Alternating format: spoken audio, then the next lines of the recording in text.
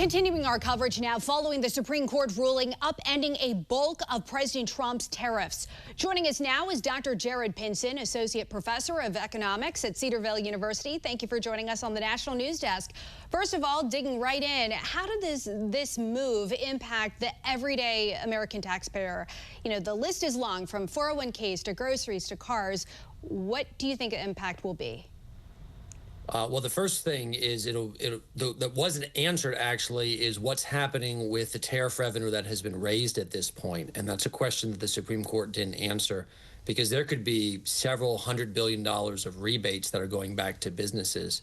When that ends up getting answered, will help answer some of the other questions that you gave. Because as of right now, all of that tariff revenue that was raised has not been refunded and isn't being refunded.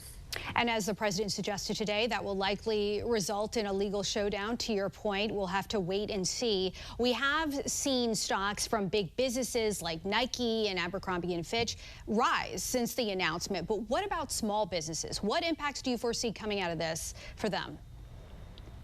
Well, the first thing for all businesses is this will help clarify what authority the president has. So the biggest issue here has been the uncertainty. The president has put on tariffs, one day is taking them off the next day.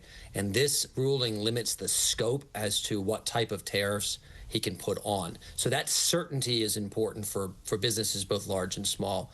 And that'll simply help with future planning. One of the headwinds in the economy last year was that uncertainty and businesses not knowing where to deploy their capital because they didn't know what their cost structure was going to be. And so that was an issue, and this has now at least clarified that a bit. Well, you speak about, the need for clarification and not knowing, but I think there are more questions following the president's announcement today, some saying that his decision more limited than it appears, because as we saw today, the president's push for tariffs is not going to go away. Do you think they'll just be replaced? Well, the ruling was narrow in that it was a very specific aspect of the law that the Supreme Court was ruling on. So the president does have authority with tariffs on a bunch of sections. So Section 232, Section 301, Section 122. There's a whole bunch of authority that he has with this, and this was one narrow ruling on that. So it wasn't a strike down of all tariffs, but it was more of he can't just do what he wants. And these other sections within law have limitations as to timeline and even size of the tariffs. What the administration was doing before was putting on tariffs at basically whatever level or levy that they thought was appropriate, and that's limited severely. So what we should expect is some of the cost pressures that businesses were facing from these tariffs to be lessened considerably. Now, how long that takes to flow to consumers, that's the question we don't have right now. Dr. Jared Pinson, Associate Professor of Economics at Cedarville University, thank you for your insight tonight. Thank you for having me.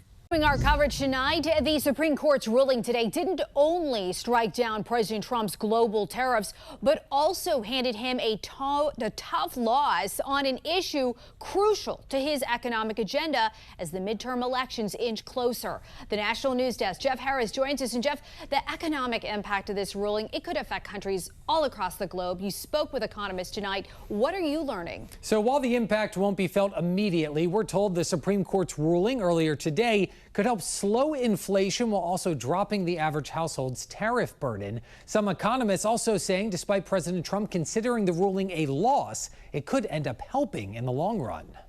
Shortly after the Supreme Court 6-3 ruling Friday, President Trump saying he will impose a global 10% tariff, which falls under a law that restricts them to 150 days unless Congress steps in. Other alternatives will now be used to replace the ones that the court incorrectly rejected. We have alternatives, great alternatives. Could be more money. We'll take in more money. The majority found it's unconstitutional for the president to unilaterally set and change tariffs because taxation power belongs to Congress. But Trump lashing out, saying the ruling is deeply disappointing. And I'm ashamed of certain members of the court, absolutely ashamed, for not having the courage to do what's right for our country. Tucker Balch, a finance professor at Emory University, telling the National News Desk he believes this tariff ruling by the Supreme Court will impact Americans by slowing inflation, likely reducing household costs, and providing some cost relief for small businesses. There's no question about it. Even though President Trump is responding by resetting, putting back some tariffs. They're not at the same levels that they were before, and it'll also affect the ability for Americans to buy things at a lower price. Federal data shows the Treasury has collected over $133 billion from the import taxes directly imposed under the Emergency Powers Law. Following Friday's ruling, political and business leaders speaking out, pressing the administration for refunds, including Illinois Governor J.B. Pritzker writing this letter to Trump demanding $1,700 for the over 5 million households in Illinois. And California Governor Gavin Newsom, who posted on X, quote, Trump's tariffs were illegal from day one. A tax increase on ranchers, on farmers, on small businesses, on you and me. Donald Trump should return that money immediately. Now, despite the Trump administration expressing disappointment in Friday's ruling, Balch believes it could end up helping in the long run, especially as economic approval ratings continue slipping. So the Supreme Court ruling out these tariffs is going to be good for the economy, and the administration will benefit from that benefit. Now, over 1,000 companies currently have lawsuits challenging these tariffs, but the administration has signaled that it will litigate refund claims, suggesting the process could take years before any businesses see actual repayments. Reporting for the National News Desk, I'm Jeff Harris. Jeff, thank you. We start tonight with Ryan Smith at the Live Desk with the president's alternative approach, Ryan, that is already in motion. What are you learning? Yeah, Dee, tonight, of course, we start here at the White House. A live look there tonight where President Trump, he is already moving quick on this, signing a new executive order, placing a temporary 10% tariff on all foreign imports, with the exception, though, of Mexico and Canada. Now, earlier today, he went right on the attack, targeting 2 Supreme Court justices he appointed who today ruled against him. Justices Gorsuch and Barrett, are you surprised in particular by their decision today? And do you regret nominating them? I don't want to say whether or not I regret. I think their decision was terrible. Yeah. I think it's an embarrassment to their families. You want to know the truth, the 2 of them. As you can imagine, check it out, reaction pouring in. We've been monitoring it all day long here in response to that 6-3 decision. Trump's tariffs were imposed under what's called Emergency Powers Law. The High Court, though, ruling that requires approval from Congress. The court agreed with what Democrats have said from day one. A president cannot ignore Congress and unilaterally slap these tariffs on the American people. Small business groups like the Main Street Alliance, which represents about 30,000 small business owners across the country, they are applauding this ruling, stating here in part, quote, the court just reminded everyone that emergency powers are not a blank check. Now the focus should be on refunding the businesses that were effectively taxed under an unlawful framework. Now, some Republican lawmakers on Capitol Hill now vowing to help Trump reestablish his tariff policy. House Speaker Mike Johnson saying in response here, quote, the president's use of tariffs has brought in billions of dollars and created immense leverage for America's trade strategy. Congress and the administration will determine the best path forward in the coming weeks. I'm Christine Frizzau in Washington, where tonight a monumental decision from the U.S. Supreme Court has come down. In what is a major blow to President Donald Trump, justices struck down a policy central to the president's economic agenda: tariffs.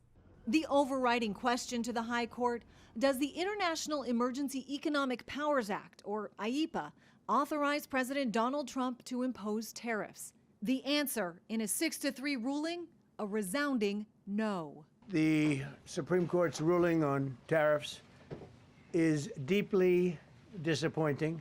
The 3 liberal justices, joined by Neil Gorsuch, Amy Coney Barrett, and Chief Justice John Roberts, who wrote the opinion, connected the issue to the founding of the country itself, writing, quote, Americans fought the revolution in no small part because they believed that only their elected representatives, not the king, not even Parliament, possessed authority to tax them, adding, the framers gave that power to Congress alone. Roberts and others clearly viewed this as a tax that rests with Congress. President Trump vowing to use other laws to try to keep his tariffs in place, as they've already brought in about $200 billion in revenue, also insisting the country still faced a national emergency due to the influx of illegal drugs from countries like Canada, Mexico, and China, and because of unfair trade deficits. We were being ripped off by almost every single country in the world, had some massive surpluses.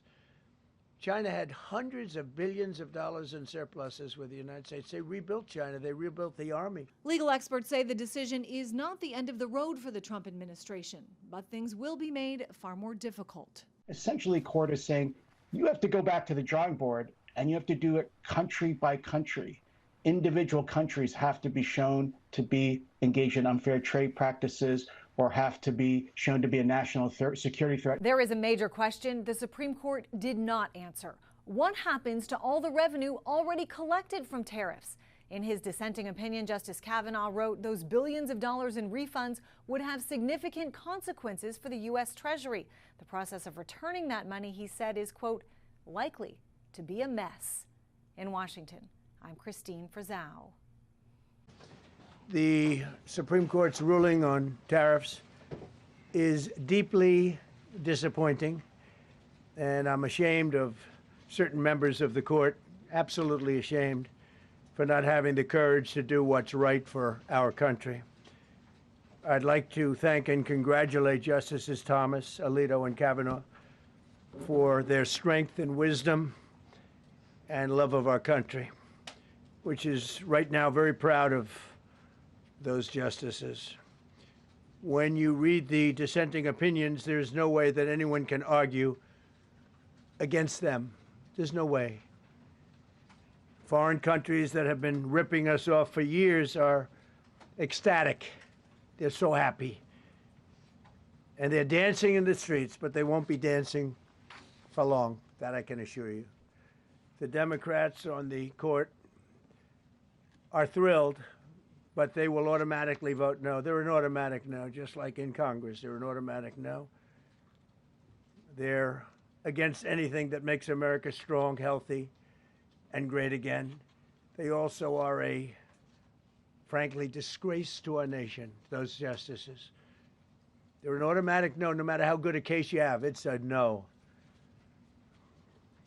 But you can't knock their loyalty. It's one thing you can do with some of our people. Others think they're being politically correct, which has happened before far too often with certain members of this court, and it's happened so often with this court. What a shame. Having to do with voting in particular, when in fact they're just being fools and lapdogs for the rhinos and the radical left Democrats, and not that this should have anything at all to do with it. They're very unpatriotic and disloyal to our Constitution.